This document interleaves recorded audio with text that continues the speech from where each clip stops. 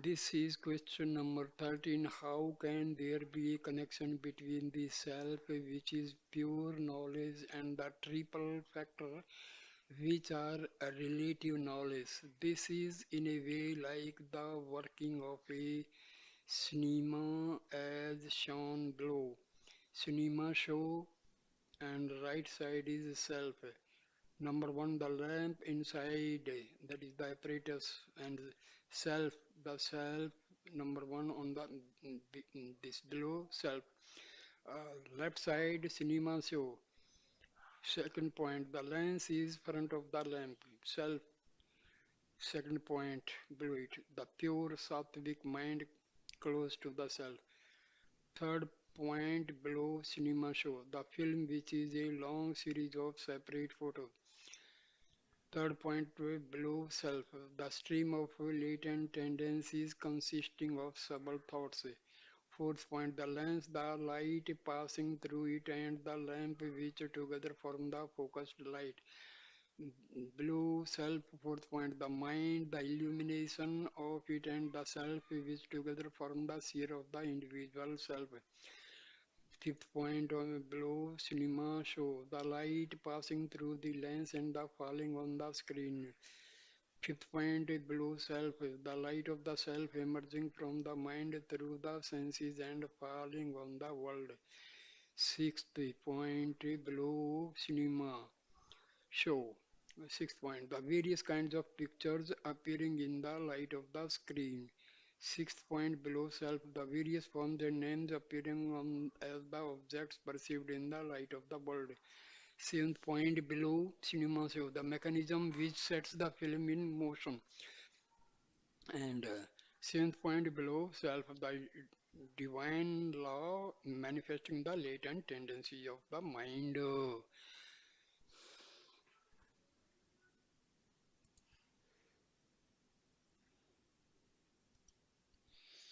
Just as the picture appear on the screen as long as the film throws the shadow through the lens, so the phenomenal world will continue to appear to be individual in the waking and dreaming states as long as there are latent mental impressions. Just as the lens magnifies the tiny specks on the film to a huge size and as a number of pictures are shown in a second. So, the mind enlarges the sprouting tendencies into tree-like thoughts and shows in a second innumerable worlds. Again, just as there is only the light and lamp visible when there is no film, so the self alone shines without the triple factors when the mental concepts in the form of tendencies are absent in the states of deep sleep, soon and samadhi, just as the lamp illumines the lens while remaining unaffected, the self illumines the ego while remaining unaffected. Question number 14. What is dhyana meditation? It is abiding as one's self without swerving in any way from one's real nature and without feeling that one is meditating, as one is not in the least conscious of the different states, waking, dreaming, etc. In this condition, the sleep noticeable here is also regarded as dhyana. Question number 15. What is the difference between between dhyana and samadhi? Dhyana is achieved through deliberate mental effort. In samadhi, there is no such effort. Actually, there is no mind. That is the actual meaning. There is only self. Question number 16. What are the factors to be kept in view in dhyana? Maharshi replies, it is important for one who is established in his self to see that he does not swerve in the least from this absorption. By swerving from his true nature, he may see before him bright effulgence, or hear unusual source, or regard as real the visions of God appearing within or outside himself. He should not be deceived by these and forgets himself. What are the rules of conduct which an aspirant should follow? Moderation is in food, moderation in sleep, and moderation in speech. Question number 18. How long should one practice? Maharshi replies, until the mind attains effortlessly in natural state of freedom from concepts, that is till the sense I and mine exist no longer. Question number 19. What is the meaning of dwelling in solitude? Mercy replies, as the self is all pervasive, it has no particular place or solitude. The state of being free from mental concepts is called dwelling in solitude. Question number 20. What is the sign of wisdom? In its beauty lies in remaining free from delusion after realizing the truth once. There is fear only for one who sees at least a slight difference in the supreme reality. So long as there is the idea that the body is the self, one cannot be realizer of truth, whoever he might be. Question number 21. If everything happens according to karma, how is one to overcome the obstacles to meditation?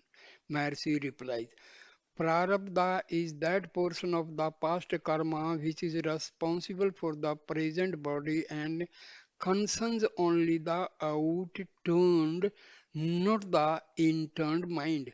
One who seeks his real self will not be afraid of any obstacle. Question number 22. Is asceticism, ascet, asceticism means says like a person who is sadhu, says like, or we call sannyasi. One of the essential requisites for a person to become established in the self. Mercy replies, the effort that is made to get rid of attachment to one's body is really towards abiding in the self. Maturity of thought and enquiry alone removes attachment to the body, not the stations of life ashramas, such as student, brahmachari, etc. For the attachment is in the mind, while the stations pertain to the body. How can bodily stations remove the attachment in the mind as maturity of thought and enquiry pertain to the mind? These alone can, by enquiry on the part of the same mind, remove the attachments which have crept into it through thoughtfulness. But as the discipline of asceticism is the means for attaining dispassion, and as dispassion is the means for inquiry, joining an order of ascetics may be regarded in a way as a means of inquiry through dispassion. Instead of wasting one's life by entering the order of ascetics before one is fit for it, it is better to live the householder's life. In order to fix the mind in the self, which is its true nature, it is necessary to separate it from the family of fancies and doubts. That is, to renounce the family samsara in the mind. This is the real asceticism. Question number 23. It is an established rule that so long as there is the least idea of I am the doer, self knowledge cannot be attained. But is it possible for an aspirant who is householder to discharge his duties properly without this sense? As there is no rule that, Mercy replies, as there is no rule that action should depend on depend upon a sense of being the doer. It is unnecessary to doubt whether any action will take place without a doer or an act of doing. Although the officer of a government treasury may appear in the eyes of others to be doing his duty attentively and responsibly all day long, he will be discharging his duty without attachment, thinking I have no real connection with all this money, and without a sense of involvement in his mind. In the same manner, a wise householder may also discharge without attachment the various household duties which fall to his lot according to his past karma, like a tool in the hands of another. Action and knowledge are not obstacle to each other. Question number 24. Of what use it to if to of what use to his family is a wise householder who is unmindful of his bodily comforts, and of what use is his family to him? Mercy, although he is entirely unmindful of his bodily comforts, if, owing to his past karma, his family have to subsist by his efforts, he may be regarded as doing service to others. If it is asked whether the wise man derives any benefit from the discharge of domestic duties, it may be answered that as he has already attained the state of complete satisfaction, which is the sum total of all benefits and is the highest good of all, he does not stand to gain anything more by discharging family duties. Question number 25. How can an cessation of activity and peace of mind be attained in the midst of household duty which is are of the nature of constant activity? Maharshi reply, as the activities of the wise man exist only in the eyes of others and not in his own, although he may be accomplishing immense tasks, he really does nothing.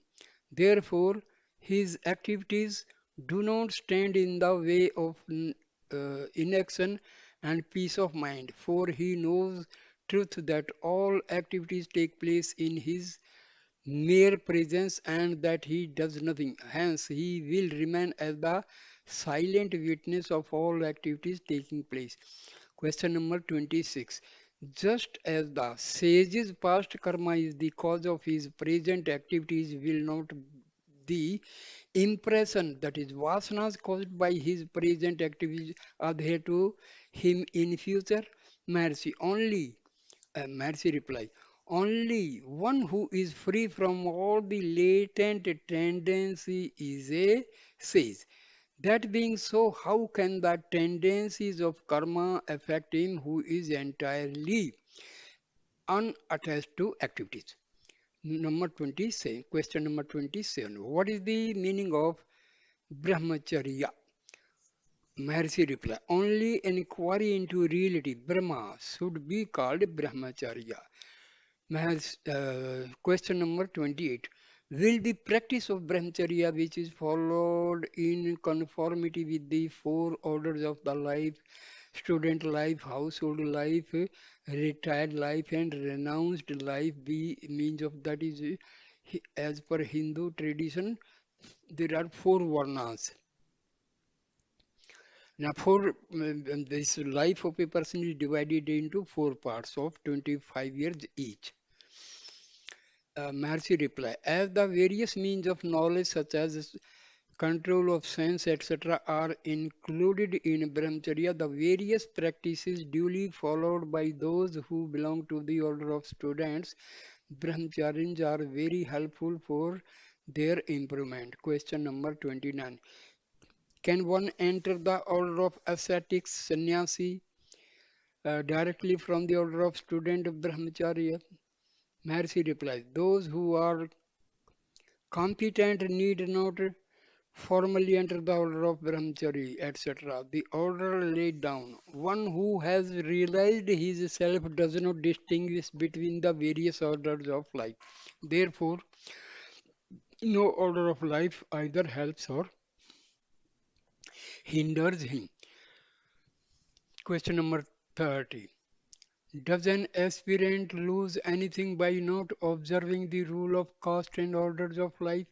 Mercy replies, as the attainment of practice of knowledge is the supreme end of all other practices, there is no rule that one who remains in any one order of life constantly acquire knowledge is bound to follow the rules laid down for the order of life.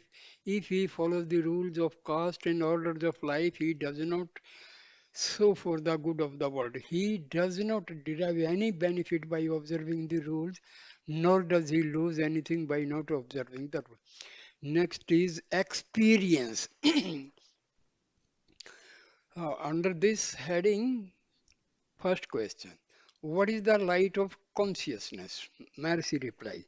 It is the self-luminous existence consciousness which reveals to the seer the world of names and forms both inside and outside. The existence of this existence consciousness can be inferred by the objects illuminated by it. It does not become the object of consciousness. Question number two. What is knowledge? Vijnana. Mercy reply. It is the tranquil state of existence consciousness which is experienced by the aspirant and which is like the waveless ocean or the motionless either.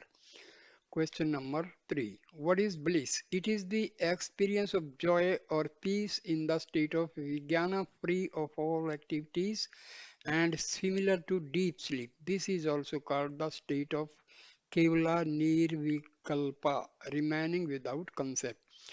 Number four. Question number four. What is the state beyond bliss? Mercy reply. It is the state of unceasing peace of mind which is found in the state of absolute quiescence, Jagrit, Susupti, sleep without awareness, which resembles inactivity, deep sleep in the state. In spite of the activity of body and senses, there is no external awareness like a child immersed in sleep who is not conscious of the food given to him by his mother. A yogi who is in this state is inactive even while engaged in activity. This is also called Sahaja Nirvikalpa Samadhi, natural state of absorption in one's self without concept. Question number five. What is the authority for saying that the entire moving and unmoving worlds depend upon one's self? Mercy replied, the self means the embodied being. It is only after the energy, which was latent in the state of deep sleep, emerges with the idea of I that all objects are experienced. The self is present in all perceptions as the perceiver. There are no objects to be seen when the eye is absent. For all these reasons, it may undoubtedly be said that everything comes out of the self and goes back to the self. Question number six. As the bodies and the selves animating them are everywhere, actually observing to be innumerable, how can it be said the self is only one? Mercy replies, if the idea I am the body is accepted, the selves are multiple. The state in which this idea vanishes is the self, since in that state there are no other object. It is for this reason that self is regarded as only one. Question number 7. What is the authority for saying that reality can be apprehended by the mind and at the same time that cannot be apprehended by the mind? Mercy replies, it cannot be apprehended by the impure mind but can be apprehended by the pure mind. Question number 8. What is pure mind and what is impure mind?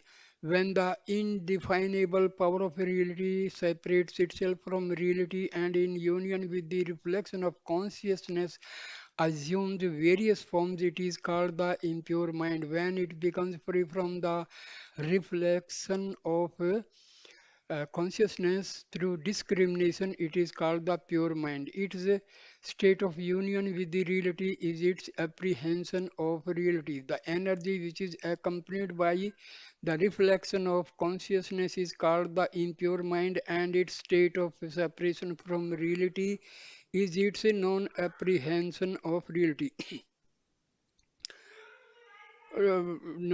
Question number 9. Is it possible to overcome even while body exists the karma as prarabdha, which is said to last till the end of the body? Maharshi reply, yes. If the agent, doer, upon whom the karma depends, namely the ego, which has come into existence between the body and the self, merges in its source and loses its forms, will the karma which depend upon it alone survive?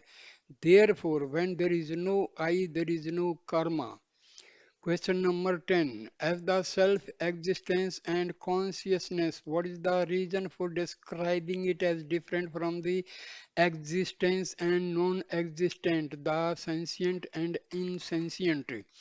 Mercy reply, although the self is real, it is as it comprises everything, it does not give room for question involving duality without its reality or unreality. Therefore, it is said to be different from the real and unreal. Similarly, even though it is consciousness, since there is nothing for it to know or make itself known to, it is said to be different from the sentient and insentient. Now, next is attainment. Question number 1. What is the state of attainment of knowledge? Mercy reply. It is the firm and effortless abidance in the self in which the mind which has become one with the self does not subsequently emerge again at any time. That is just as everything usually and naturally has the idea I am not a goat nor a cow nor any other animal but a man. When he thinks of his body, so also when he has the idea I am not the principle beginning with the body and ending with the sound, but the self which is existence, consciousness, and bliss. The innate self consciousness he is said to have attained firm knowledge. Question number 2. To which of the seven stages of knowledge, Sapta Bhumikas, does the sage belong? He belongs to the fourth stage.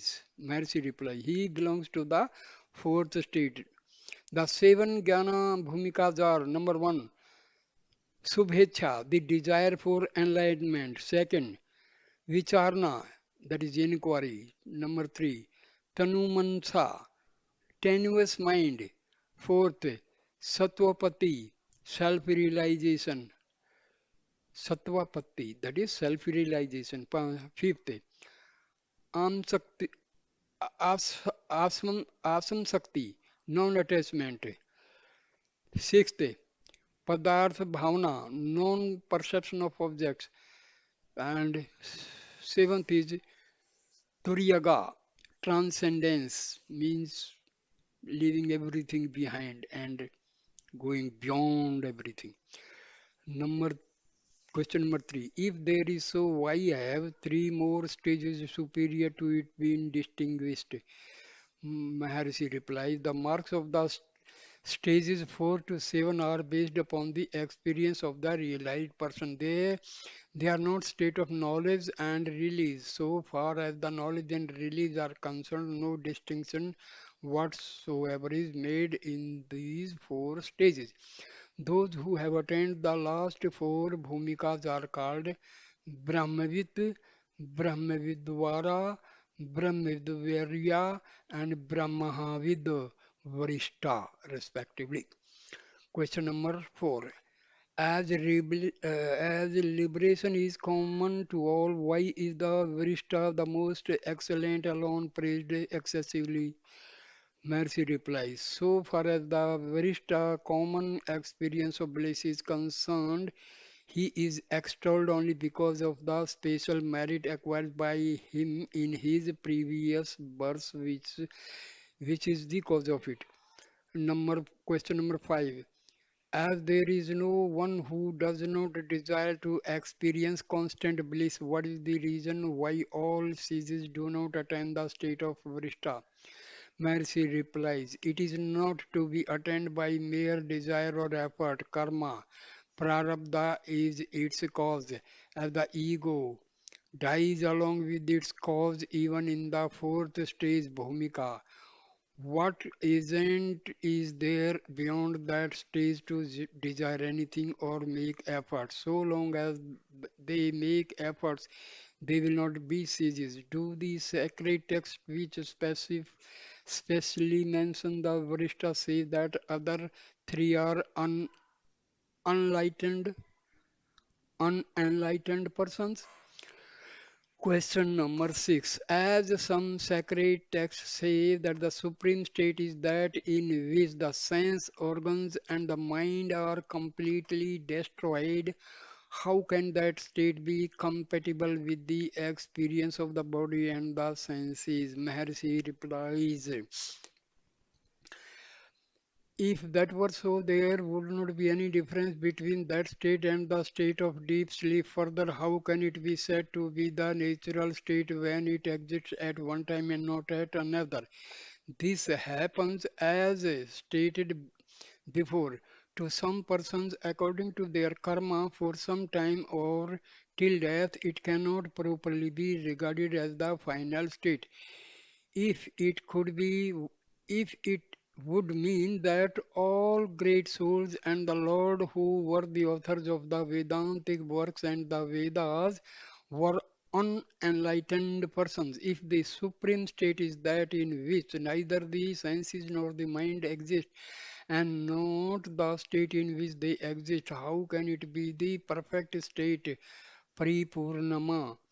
As karma alone is responsible for the activity or inactivity of the sages, great souls have declared the natural state without concept sahaja nirvikalpa alone to be the ultimate state. Question number 7. What is the difference between ordinary sleep and the waking sleep? Jagrita Susupti. Mercy replies, in ordinary sleep, there are not only no thought but also no awareness. In waking sleep, there is awareness alone. That's why it is called awake while sleeping. That is the sleep in which there is awareness. Question number 8. Why is the self described both as the fourth state, Turiya, and beyond the fourth state, Turiyatita?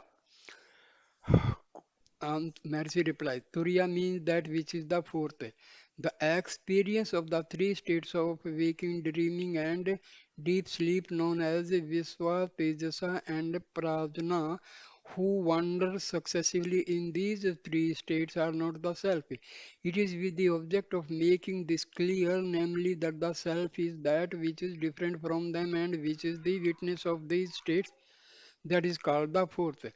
When this is known, the three experiencers disappear and the idea that self is a witness, that is the fourth, also disappear. That is why the self is described as beyond the fourth. Question number 9. What is the benefit derived by the sage from the sacred books? Mercy replies, the sage who is the embodiment of the truth mentioned in the scriptures has no use for them. Question number 10. Is there any connection between the attainment of supernatural powers and liberation? Mercy replies, enlightened inquiry alone leads to liberation. Supernatural powers are all illusory appearances created by the power of Maya. Self realization, which is permanent, is the only true accomplishment. Accomplishments which appear and disappear, being the effects of Maya, cannot be real. They are accomplished with the object of enjoying fame, pleasure, etc. They come unsought to some persons through their karma. Know that union with reality is the real aim of all accomplishments. This is also the state of liberation known as the union. Question number 11. If this is the nature of liberation, why do some scripture connect it with the body and say that the individual soul can attain liberation only when it does not leave the body? Mercy replies, it is only if bondage is real, the liberation and the nature of its experience have to be considered. So far as the self is concerned, it has really no bondage in any of the four states. As bondage is merely a verbal assumption, according to the emphatic proclamation of the Vedanta system, how can the question of liberation, which depends upon the question of bondage, arise when there is no bondage? Without knowing this truth, to inquire into the nature of bondage and liberation is like inquiring into the non existent height, color, etc. of a barren woman, son of the horns of a hare. Question number 12. If that is so, do not the description of bondage and release found in the scriptures become irrelevant and untrue? Mercy replied, no, they do not. On the contrary, the delusion of bondage fabricated by ignorance from time immemorial can be removed only by knowledge, and for this purpose the term liberation has been usually accepted. That's all. The fact that the characteristics of liberation are described in different ways prove that they are imaginary. Question number 13. If that is so, are not all efforts such as study, listening, and reflection useless? Maharshi, no, they are not. The firm conviction that there is neither bondage nor liberation is the supreme purpose of all effort, as this purpose of seeing boldly through direct experience that bondage and liberation do not exist cannot be achieved except with the aid of the aforesaid practice. These efforts are useful. Question number 14. Is there any authority for saying that there is neither bondage nor liberation? Mercy replies, this is decided on the strength of experience and not merely on the strength of the scriptures. Question number 15. If it is experienced, how is it experienced? Bondage and liberation are mere linguistic terms. They have no reality of their own. Therefore, they cannot function of their own accord. It is necessary to accept the existence of some basic thing of which they are the modifications. If one inquires for whom is this bondage and liberation, it will be seen they are for me. If one inquires who am I, one will see that there is no such thing as the I. It will then be as clear as an amalgam fruit in one's hand that what remains is one real being, as the fruit will be naturally and clearly experienced by those who leave aside mere verbal discussions and inquire into themselves inwardly. There is no doubt that all realized persons uniformly see neither bondage nor liberation so far as the true self is concerned. Question number 16. It is truly there is neither bondage nor liberation. What is the reason for the actual experience of joys and sorrows? Maharshi reply. They appear to be real only when one turns aside when one's real nature. They do not really exist. Is it possible for everyone to know directly without doubt what exactly is one's true nature? Undoubtedly, it is possible. Question number 18. How? It is the experience of everyone that even in the states of deep sleep, fainting, etc., when the entire universe moving and stationary, beginning with the earth and ending with the unmanifested Prakriti, disappear. He does not disappear. Therefore, the state of pure being, which is common to all and which is always experienced directly by everybody, is one's true nature. The conclusion is that all experiences in the enlightened as well as the ignorant state, which may be described by newer and newer words, are opposed to one's real nature. So, thank you, my dear friends. Please subscribe my channel. Thank you a lot. Thank you.